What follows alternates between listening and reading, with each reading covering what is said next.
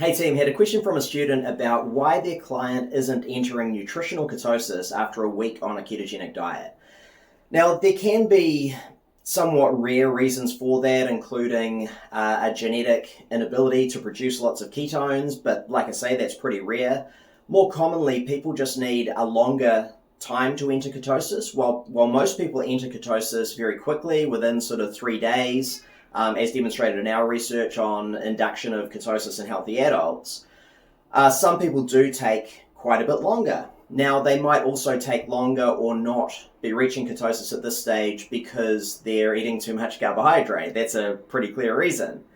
But there is also a bigger background question to this, which is, does the person actually need to be in ketosis? Because although we have a guideline for ketosis at 0.5 millimoles per litre of beta-hydroxybutyrate, that is somewhat arbitrary. And people don't always get to that level, and they don't necessarily need to. So we need to ask the client, how are you feeling? How are you performing?